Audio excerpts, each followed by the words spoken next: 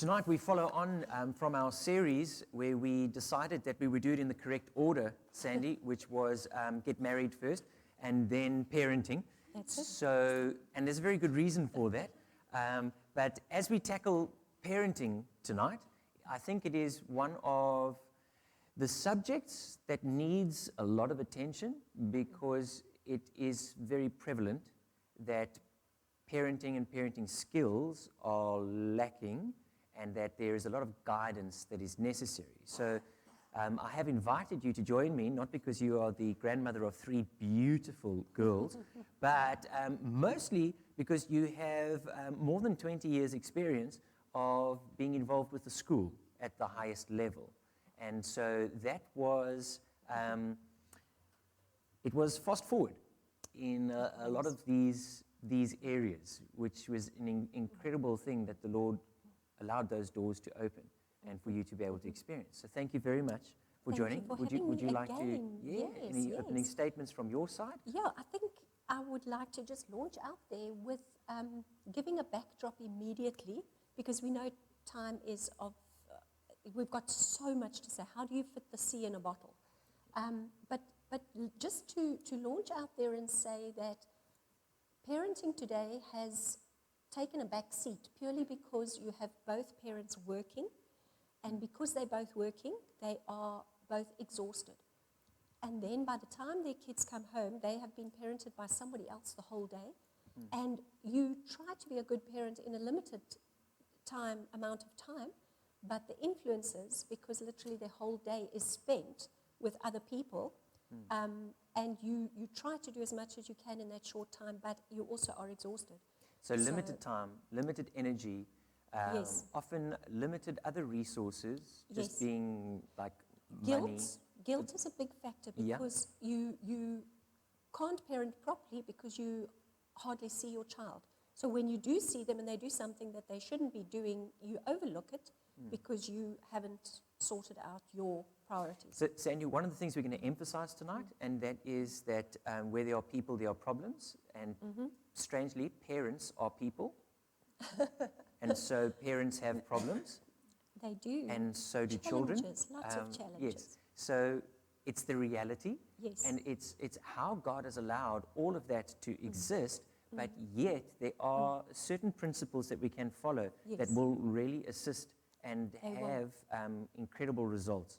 So as we consider that, I think the primary thing that we're going to look at is the relationships that make up parenting. So very often, as soon as we speak about parenting, the mind goes to the relationship between the parent and the child. So it'll be the father and their child, their relationship, or the mother and the child. And even that is the wrong focus. Unless you're talking about the spiritual father and the parents. That Correct. is the father and the child. Yes. So the emphasis there is getting your order. Your Yes. order needs to be properly managed, and it should come naturally. If you are people that are attending church, you will be coached on a weekly basis, you get that input. But if you don't put your foot in church, you end up at a huge disadvantage because you're not even bringing the Heavenly Father into the equation. Yeah. That is the source of everything. It's the source. So parenting essentially is a relationship. Yes. And the source of a relationship needs to be the one true relationship, which is our relationship with God as individuals. So Sandy, so I know that we mentioned this earlier, where you said that often mothers, and I know it does affect fathers as well, but it seems more predominant within the mother-child relationship, that mothers will live their entire lives for that relationship with their child. Yes. And that becomes the primary relation. They throw themselves completely into that, Yes. almost at the expense of other relationships. Very, very true. We're going to bring this in quite early, but what you're saying is the crux of a lot of divorces. It really is the crux of divorces, because what happens, the child is completely 100% dependent on the caregiver, and that is primarily the mom. The dad will do their bit. You do have many hands-on dads in this day and age, which is really, really super. But because she sees herself as a primary caregiver, she is on call 24/7, regardless of what the needs of the man are. So by the time she's finished putting the little one down, there's very little time left. And it has been said that you go into a relationship without children, and you basically live your life at the end of your relationship where you're going into retirement without children. If you do not keep that bond very, very powerfully strong, you will go in together as a team and you will operate independently in your retirement because you can't identify with each other because you've spent so many years putting it into the children. The children grow up. If they move off, which they always do, and they're flying with both wings, you've done a good job, and you turn around and you say to your husband, okay, love, what can we do? And he says, you do your thing, I'm doing mine. Yeah. You haven't been there for me for 20 years, 18 years. You've done your own thing. You haven't asked me my opinion. I'm doing my thing. I'm happy with the boys at the pub. Don't worry about me. I'm fine. Yeah. So it's very important that that relationship, the children are secondary to your spousal relationship, and above and beyond your spousal relationship is your relationship with the Lord. So we've displayed it graphically just to help put it into perspective. And it is literally just to understand that our relationship with God is primary, but it's also unique. So Yes. it's not that one takes precedence over the other. It's that it occupies its own unique space, and it has to. And it has to be that primary. So like we did with marriage, where Yes. we discussed Yes. that as within a marriage relationship, your responsibility primarily is to obey God and His instructions, and then to your spouse. So Yes. from God, it then goes through to the spouse, from the spouse then to the child. So I often tell families at christenings, Sandy, Yes. that their parents will come and they'll ask and say, Warren, you know, we want to raise our child best possible way. Give me a Bible verse. Just tell me what story to read or whatever. And I tell them, well, look, it starts with you and your relationship with each other and your relationship with God. So a healthy and a happy home is dependent on a healthy and a happy marriage, which is dependent on healthy and happy individuals. And Yes. healthy and happy individuals get that from their relationship with God. And that's the flow that needs to happen. Yes. So just to read a Bible verse, Proverbs chapter 22, verse 6. Sorry, no, Ephesians chapter 6, verses 1 to 4 first. If we can just have that reading. Children, obey your parents in the Lord, for this is right. Honor your father and your mother, which is the first commandment with promise. And the promise is that it may be well with you and that you may live long on the earth. And you fathers, do not provoke your children to wrath, but bring them up in the training and the admonition of the Lord. And that there sums up those different roles. So very important to keep those intact. So Sandy, if we can look at those developmental stages. Very much. We'd love to look at that. We're going to launch with the 0 to 2 years, which is classified as catering, because I know with having Warren's little one and Warren and Justine's little one looking after her, it literally is bottle, food, sleep. Then she wakes up and You it's... forgot nappy. There's nappy and nappy Yes, in no, there. that goes. Yeah. Yeah. No, we won't bring in the dirty business. Yeah, But it's a reality. that's all you're looking for. As soon as she opens her eyes, okay, she's due for a bottle. Then she gets miserable. Or she needs lunch. It's catering. That's all you do. You go into catering business with kids, and then you've got the other's little one. I'm hungry, because they're always hungry. They don't eat a lot, fortunately. I was saying to Justine yesterday, thank the Lord you didn't have 3 boys. Yeah, that was part of our budgeting, so we decided rather to have girls. But if, as a mother, that's what you do. Your whole brain is focused on catering. So 0 to 2 years is catering, and you literally do everything for that child. It's constant, It's constant. but it's not permanent. And I think that's also important to remember. That is the hope and the light at the end of the tunnel. Yeah. Yes. Look, parenting is beautiful and it's wonderful, but at that stage, you need the investment of other people. Otherwise, it becomes very, very hard because Yeah. that child, you get that feeling, that child is dependent on you. I have to say that being a grandmother has changed my perspective incredibly. It is the most blessed time.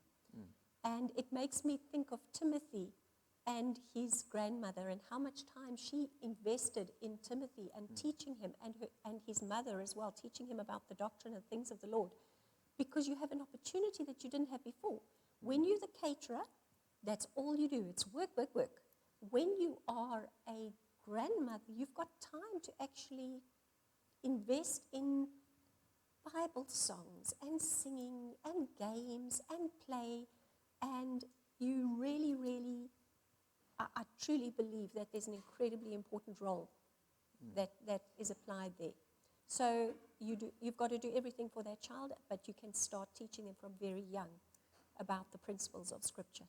So Sandy, there's a paradox with parenting because it is an incredible blessing. It is. But there is a burden component to it, and that burden comes with the responsibility. So it weighs heavily on parents' shoulders as to the responsibility that they have in raising and rearing their child correctly, but also in providing for them in all of their different areas of needs, their physical, spiritual, emotional, personal, to make sure that you're providing for all of that. And then grandparents come along and they just get to spoil. So I understand what you are saying, but I also know that with that blessing, and it's just my personal experience that I know is not applicable to everybody, but when you have one child, so two parents, one child, there's a lot of attention that the child gets, and it's manageable. But it's your first child, so it's quite daunting, and there's a lot of sort of, what are we doing moments, which is natural. But one parent can be doing something with a child, the other parent can be doing other household things. You then have a second child, and all of a sudden, it's almost like single parenting. Because depending on the age gap, and often families have children quite close together, that the one parent now that is looking after the one child, the other parent has to cater for the second child. Yes. So who's doing all the other stuff that needs to be done? Never mind personal stuff like your own time or whatever. Now it's just household things. So it's whatever needs to happen in the home, but you're looking after the child at the same time. So I still haven't been able to come up with an analogy for 3 children. I don't. Grandmother. Yeah, I don't quite know how to explain it because there's 2 parents and then there's 3 children, and then it doesn't sort of work. So you have to look after 1.5 or 2 or sometimes 3. And I have to say that as a man, I find it incredibly difficult when I have to look after all 3 children on my own, which happens on occasion. And I'm not sure if it's just biological or if it's personal as to my personality, but I honestly do believe that the role that a man and a woman play within the family, that they are wired and geared, they have a different makeup specifically for that. So I'm not shirking my responsibilities, please. I will look after all 3 children when I need to, in very short spaces of time. But it is a reality. It is.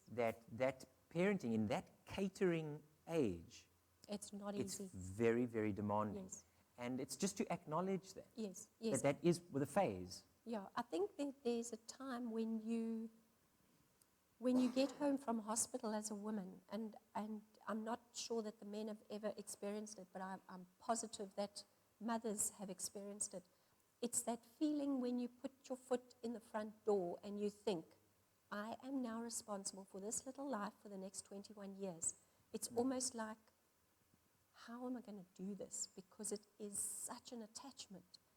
And the bond that is there is very, very real because the mother has carried that little one.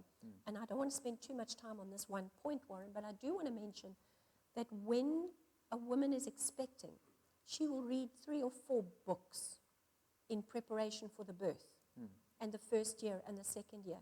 And then parents stop reading. And it's not when the baby's in the womb that you need the experience. You need the experience when they are out of the womb, but you stop reading. And there's some brilliant parenting books that would help parents so much, but they're not feeding themselves, so they actually are just doing it all wrong, and they know they're doing it wrong, but we're too tired, we haven't got time. Doing our best. We're doing our best. And actually, best is not working because we have to put up with your kids at school. And we've noticed it's very, very clear that there is a lot of lack of parental control. Yeah. And we always say at the school, I'm sure some of you have heard this before, we promise not to repeat and believe what your child tells us if you promise not to believe what they say about the school. Yeah. Because that's the thing. They tell you all kinds of things, and you get to know their little dramas and their trauma that they're going through. Sandy, I remember it well. That first, I've got a photograph Yes. of Justine and I standing on the front porch with little Georgia, just arrived home from hospital. Yes. And we literally walked into the house, and I don't know if we said it or if we both just thought it, but we're like, what are we doing?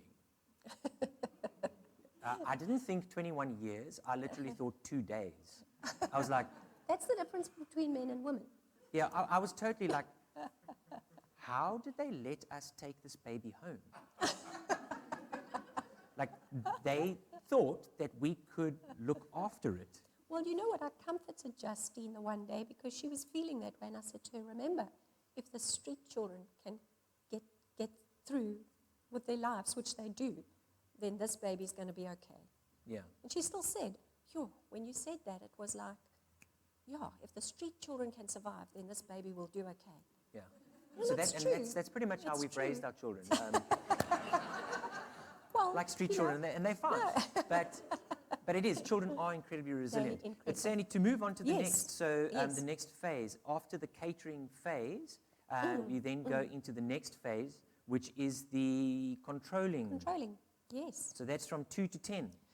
2 to 10, and you basically micromanaging your child's life. Yeah. From 2 years old to 10 years old, they are totally little sponges. They will watch your every move. If you, even your idiosyncrasies, the things that you don't like about yourself, you will see that projecting back. And you'll be like, it must be genetic. No, it's not genetic. They are observing. They are observing even when you're not observing. Yeah. Justin and I can be having a conversation and, it's boring stuff. And then all of a sudden there'll be something that basically gets George's attention, and she literally will sit up and she'll say, who are you talking about? Yeah. Because she's tuned in. She may be watching a movie or a program, and please, we're not talking about you, but she's very curious and very interested.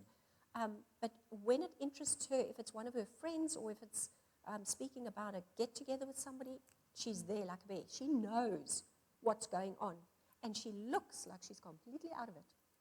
Well, we test her because she has this incredible ability of not hearing when you talk to her. Oh, it's so So- selective, so selective. When we are in conversation, we will just use her name.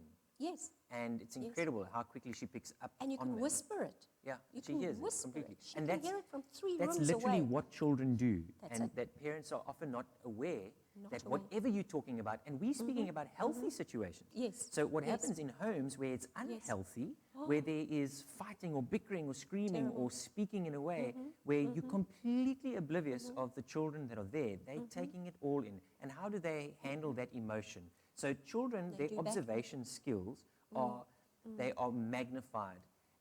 As adults, we also observe. Yes. So when you meet someone, you will read their body language, and we're aware of all. But within children, that's their primary means of communication. So from little, when they can't talk, they can't express themselves, That's it's right. all about body language Yes, and yes. reading. Yes. Sandy, when you are speaking about that age from sort of 2, 3, all the way to 10, and micromanaging, it's also as the child observes and watches everything that you do, they do reflect in the most incredible way. They become like, I don't know if you've seen those mirrors at playgrounds or circuses or fairs where you go and stand in front of it, it makes you look much bigger than what you really are. And then right next to it, it's like a weight loss program, that they sell you or whatever. Yes. That's what children do, is they take tiny little idiosyncrasies that you are perhaps not aware of about yourself. And you don't necessarily spend time reflecting and trying to observe yourself and to work on those things. a child will take that and magnify it to the world. That's right. That's And right. then you look at the child and you're like, Yeah, what are you doing, sharing all these secrets? But they're Yes. not. They literally reflecting what you do in your home. it's a reflection. And Yes. that's one of the beauties of parenting. It's not Yes, a pleasant one, yes, but it's a very beautiful one. Yes. Because your children give you the opportunity of taking a look, Introspection. of introspection in a very strange way. Yes, yes. Because it's manifesting externally, Yes. but the source is Yes. internal.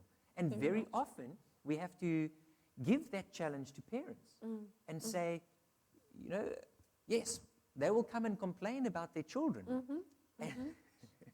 Not perhaps realizing That's right. what you are doing is you are showing us a lot that happens Yes, because yes, the way that adults interact is very guarded.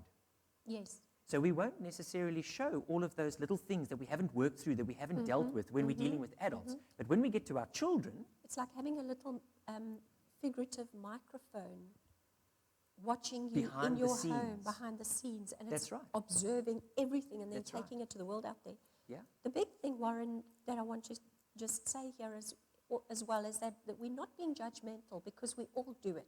We live in our homes. We are not saying that you've got to be guarded and be careful. We're just saying that if you live a godly life, you're going to reflect, and your child will reflect a godly life to the world. If you're not, your child will reflect that, and they will pick up on those things. You're talking about people, kids just observing what they see from that perspective, but they're also observing things that they get very crossed lines. I'll use an illustration of just something that happened tonight, which is really, it's going to summarize what we're talking about, because we talk a lot about politics. We talk about what's on the news, and Russia. Is Russia going to be attacking Israel soon? And we're talking about prophecy and things like that. And the kids are playing there. We can't say that they know we're just talking adult talk, because they're listening and they want to know what attack, what's happening, where's it going on. And we need to be very conscious of that fact. Many parents say they do watch what they talk about, but they don't.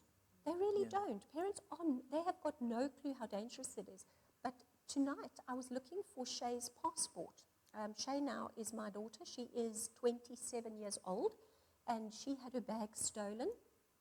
And in her bag was her identity document, and therefore she needs her passport to be able to go and collect her driver's license, because she's going on a trip and she doesn't have a driver's license. And Georgia said to me, Nana, what are you doing? So I said, no, I'm looking for Auntie Shay's passport in my papers. She said, what's a passport? I said, a passport is a document that you have to use if you're going to be leaving the country. So you've got to have your passport stamped if you go from one country to another. With that, she was totally distraught, and she went rushing up to Auntie Shay. Auntie Shay, please don't leave us. Please don't leave us. You know, where are you going? I don't want you to go. Are you going away? So then I had to sit her down and say, no, a passport is a document you use for that, but we're using this because you can also use it at the Department of Home Affairs, and you can use it for this. But immediately she had gone into a panic station because she thought Shay was leaving the country. And it's those kind of things where a child will go to bed and they will stress about that the whole time, because they have picked up information that they can't quite assimilate. So what you have done a lot with your kids, which is really, really excellent, if I might just say so, thanks. on I a don't know what public for, but platform, thanks. but explaining to your children things. We think that our children understand. They don't understand. So when you are putting them in a naughty corner, when you are disciplining them, you've got to explain very carefully what you are doing and why you're doing it. With regard to divorces, I've had so many people who come and they say, please, would I share the news with the children that they're getting divorced? And I will say, don't hide it from your kids, because if your kids don't pick up, and if they don't get the true story and they don't get the whole story, they are going to surmise a tremendous amount of misinformation that it can literally cause post-traumatic stress disorder, when in actual fact you can be explaining something in such a way about divorce that a child will leave there saying, cool, this is a win-win. And that's what I find a lot in the school, because there are a lot of kids whose parents are going through divorces. By the time they come and they go through counseling, they get to understand. Weekends with dad, rest of the week with mom, birthday gift from mom, birthday gift from dad. That works. And I said to them, you put mom and dad together, you've got a lot of drama, take them apart, and you've got two beautiful people who love you very, very much. So rather spend good time with mom, good time with dad. Do you want them together? And 9 out of 10, they will say, no. I've got kids that we've counseled who don't want their parents to get back together again because they know when their parents are together, the police are involved and there's drama and there's chaos. So they come to me and they say, ma'am, can I talk to you? Yes, sure, come into the office. They will sit in my office and they'll say, my mom and dad want to get back together again. And I'm saying, okay, that's okay. I will deal with them. You don't have to worry, but I will speak to them because they are completely anxious that their parents will be back together. Now, that's what comes from counseling because in their heart of hearts, that's what they are needing guidance in. So the controlling here, you've got to micromanage. You've got to tell them what's going on. You don't have to tell them information that's beyond their years, but explain certain things so that they're not guessing the whole time and following along like little lost sheep, hoping to be able to fit into this family structure somewhere. So Sandy, I don't know if it's just because I've got 3 girls and there's a lot of drama, but with children, the way that I see it is emotionally they have an abundance. There's literally an abundance of emotions, Yes. but not necessarily an abundance of reasoning and understanding. Very So when they're going through something traumatic like that, they're dealing with an incredible amount of emotion with very little understanding. And that's a terrible thing. It's a Because terrible thing. how do you keep those emotions under control? So counseling, if you're dealing with it when it's happening, counseling years later, how many times we have had to counsel people whose parents have been through divorces when they were 6, 7, 8 years old. And in counseling and getting to the deeper things, you ask them, what did you feel at the time? How did you feel? No, I wish I could have done something. I didn't know what I did wrong. That's right. They take the blame. And They if you're take not the blame. dealing with those emotions properly, Yes. the child who's sitting with all of these Yes. emotions has to find an answer. And the easiest thing for the child is to look at themselves and attach those emotions to their own actions, to whatever, which is a very natural thing. So it has to be dealt with properly. But marriage is a beautiful thing. It is a beautiful thing, and so is parenting, because just by connecting with your children and having that little bit of you look at them and you say, oh, they're just children. Well, they're little human beings. They're little people that need just as much explanation as an adult, if not more, in a simplistic way. So very precious. So we're getting older. We're 10 years old. Moving on to the next phase, which is also a very interesting phase. Yes. So it is the coaching phase, 10 to 15 years. Let your child start making more of their own choices. And this phase is a very challenging phase. Yes. In the controlling phase, they don't have an option. They will serve the Lord because they will come to church when you come to church. So that's a given. When they get to the coaching stage, you want them to come to church. You don't want to force them. But they still are coming because you're coming. But you're letting them know that it's the right thing to do. So you are guiding them. You are directing them. But they have a say in the matter. And if you are clever enough in your parenting, they will make decisions that you planted as seeds prior to them making the decision. They think they're making the right decision, but you actually micromanage that the day before or the day before that, and they make a decision, and you basically reward them, and you compliment them, and you tell them that they've brilliantly managed their life. So you've coached them into making good decisions and taught them about choices and taught them about consequences. My goodness me, I was having a conversation with Georgia the other day, and she literally just came up out of the blue. We were talking about different people and the situation that they find themselves in, and she was like, they just made bad choices. 100%. She knows about choices, and that is the key. You make good choices, good consequences. Bad choices, bad consequences. And you've got to take accountability. So you watch your children making those decisions, And sometimes you watch them falling, spiritually speaking, and emotionally and personally, and they get up and they actually learn to run. Parents today are so overly protective of their children that it becomes very, very dangerous. If there's somebody who calls them a name at school, they will rush home, the mom will phone the office, and my child was victimized today. They were bullied because they were called a fatso. Oh, very damaging. Oh, for goodness sakes. And when they come to my office and I say, okay, I'll speak to the child, we'll sort something out, I'll say to that kid who is not even fat, but I will say to them, you know what you've got to do with people like that? You've got to take it as a throwaway comment and you've got to say, whatever. Because if Sandy even has a sign for them. She literally teaches them. I've seen the children go around and do that, my children and other children. So I know about whatever. Yes, whatever. It's not that important. Don't let other people have that control over you.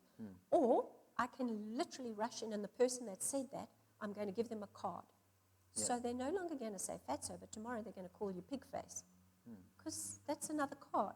So name calling. They find names. You've got to deal with that rather than dealing with the specific issues. You've got to give the child the control to be able to make their own decisions and fight back and not be offended. Sandy, in that coaching phase, we reached the end of that phase, some of the most interesting years in anybody's life. And that's where Sandy and I find the same area. So I really do apologize for the kids that are in that phase. We're not calling you names or victimizing you.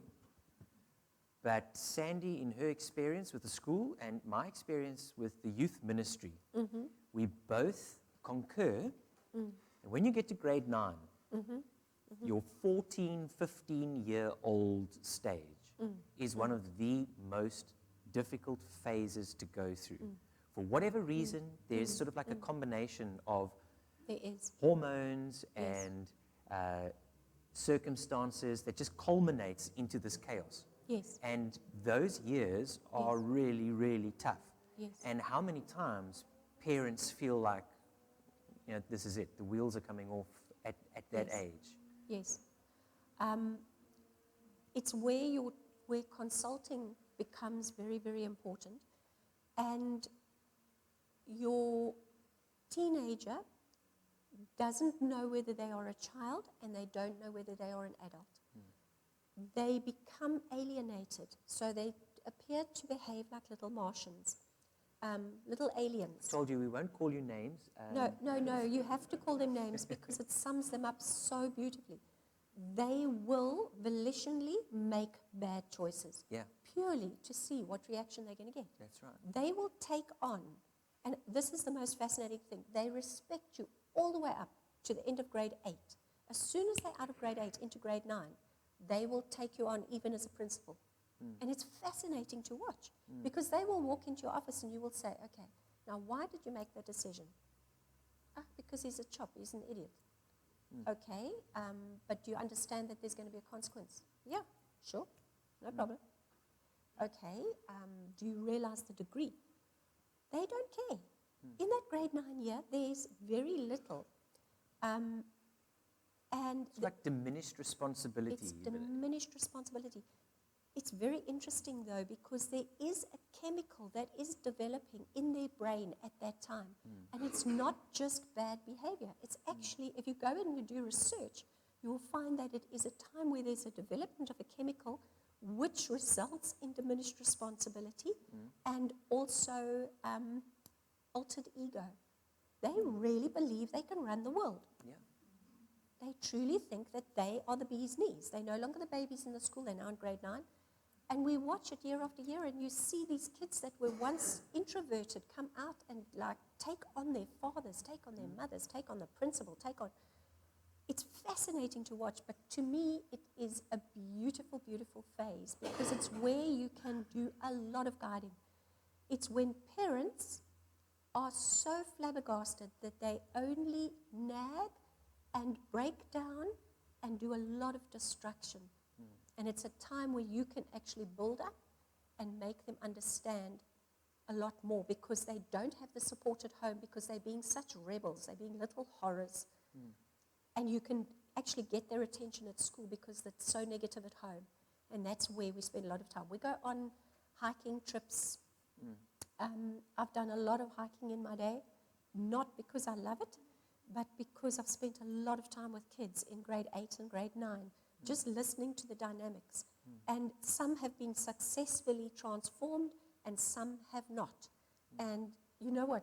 They've all had equal opportunity. And that's also a nice place to get to because when they decide that they're going to continue to be rebels, you can let it go. So Sandy, what I do often with parents is I tell them that if you just take a step back and you look at your child, especially during that phase and age, and you look at their face, and it's unfortunately, it's just a reality where they go through the acne phase. Yes.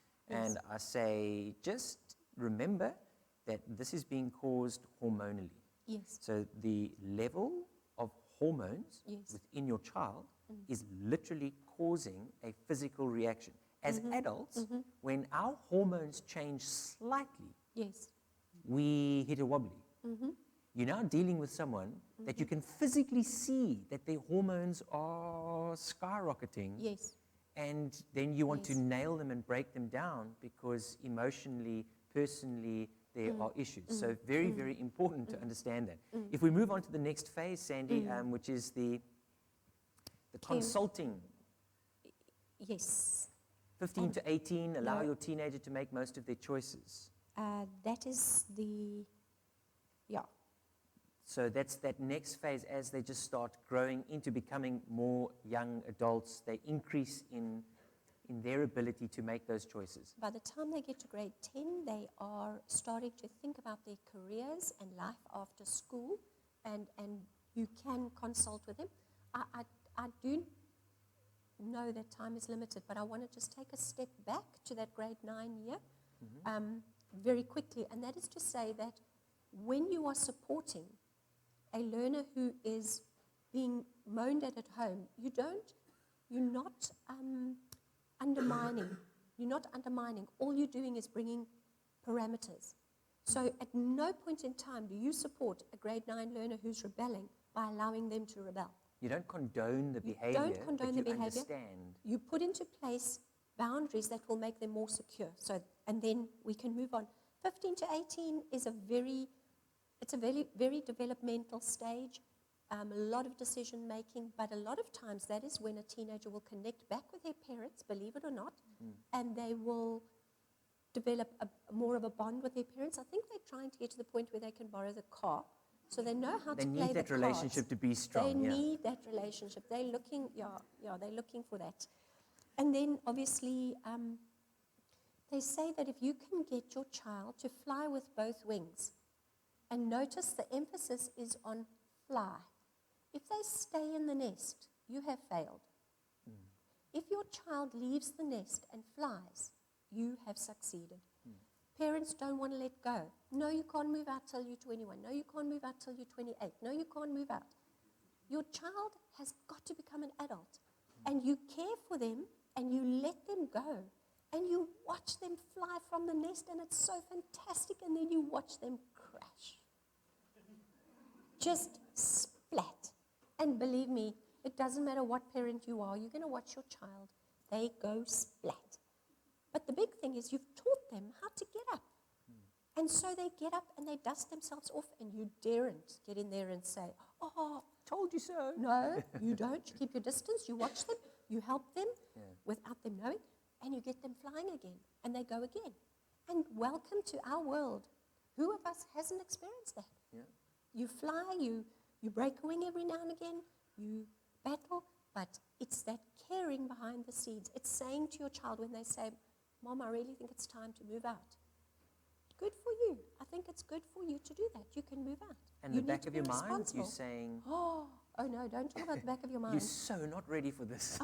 Totally. Yeah. I mean, it was really phenomenal because obviously Justine married and she left home to be with you, whereas Shay, she left home and moved into a little apartment and everything else.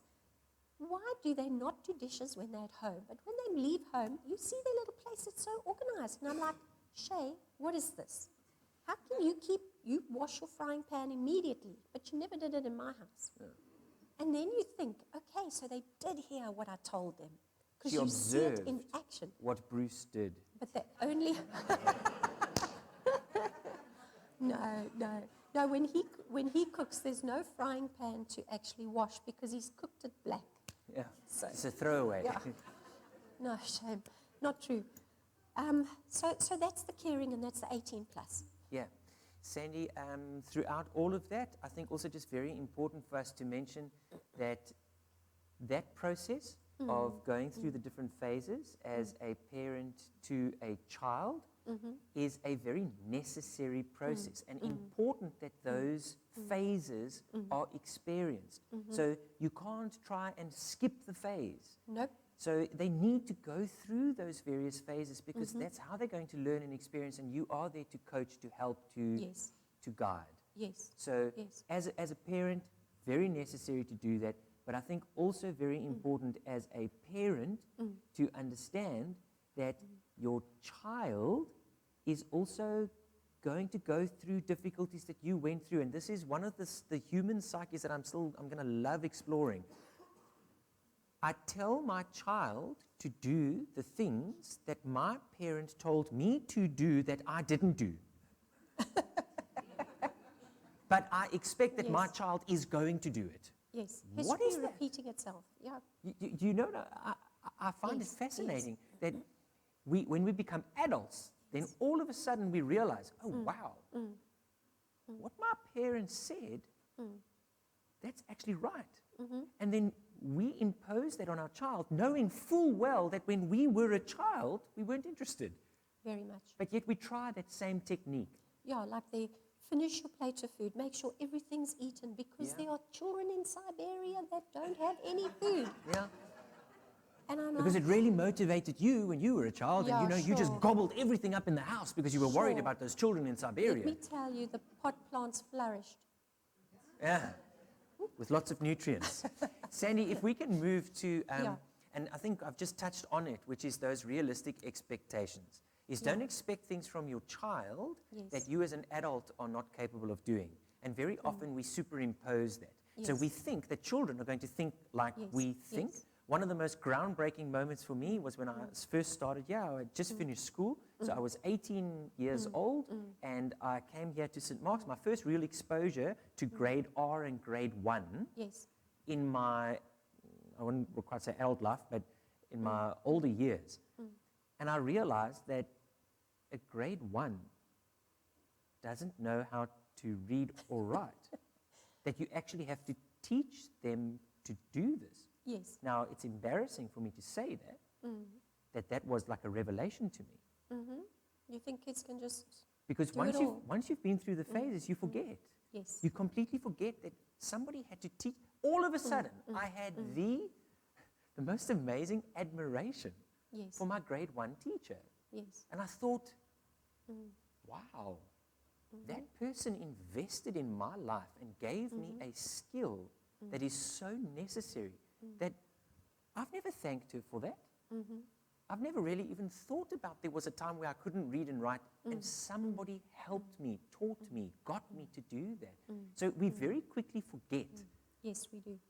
what it's like to be a child, and we operate in our sphere. Yes. And then Yes. emotionally, we expect that children are going to respond the way that an adult would respond. We think that rationally, that they're going to reason through things the way that an adult would reason through, as if they have all of the skills and the capabilities. And then we make them sort of like accountable when Yes. they don't Yes. achieve the expectations that we have, which is a Yes. very sad situation, Yes. Yes, it but is. unfortunately realistic. I think, Warren, we need to just give a little bit of an advert for our follow-on, part 2 next week. Yes, part 2 next week. Because there is so much from now. You've got the launching pad, which we've covered the phases. And it's very important to grasp those phases because if you're going to treat your 5 or 6-year-old child like you expect them to know what they should be doing in teenagehood, and there's a tremendous amount of this, we're going to look at simple things, which I call simple things, boundaries, discipline, consistency, anger management, all the things that are going to make a world of difference. And I can literally have one meeting with a parent and they can begin to control their unruly child just because of things that they hear within one meeting. And it all is about consistency and about the disciplining. But there's so much to say about that I can't possibly fit it all in, and along with you as well. There's so much information on that. So this is next week. I think we're going to get into the real nitty-gritties of difficult cases, of children that are out of control, and A lot of we take it from there. yeah. The reasons. The discipline side is a very important one. So it's Yes. for parents to understand that discipline role. And then Yes. Sandy, I think we Yes. also need to emphasize that parents will often, and I use this word carefully, will often fail in specifics. So I'm not saying that they Yes. fail in general as a parent, Yes. but that they will fail in specifics because of their own issues. And a lot of time, instead of parenting out of love, you parent out of fear. Yes, And that is what needs to change. that's right. So those are the areas that we look forward to sharing next week. So Very thank you very much for joining me tonight. Thank you for having me again. Yes, and thank you for Thank looking after my you. grandchildren. Your grandchildren. Goodness me, I just fast forwarded a couple of years there.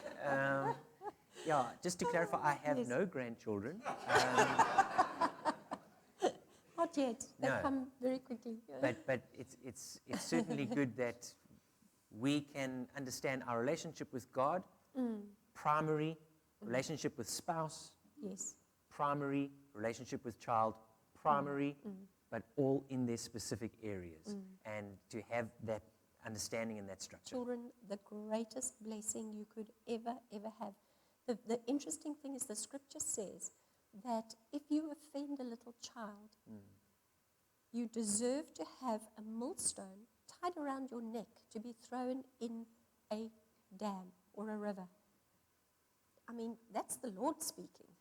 That's literally quoting Jesus. If you offend a child, watch out. It would be better It would be better. that a millstone be tied around your Yes. neck and you cast into the Because sea. the kingdom of God is equated to the faith of a beautiful little child. And those children put their faith and their love and their trust in you. And that's where we've got to be very careful. It's a huge accountability. We conclude with Proverbs chapter 22, verse 6. Train up a child in the way that he or she should go, and when they are old, they will not depart from it. And that's the emphasis, is to get it right in those first few years, to put Amen. to give that input. And next week we'll tell you exactly how to.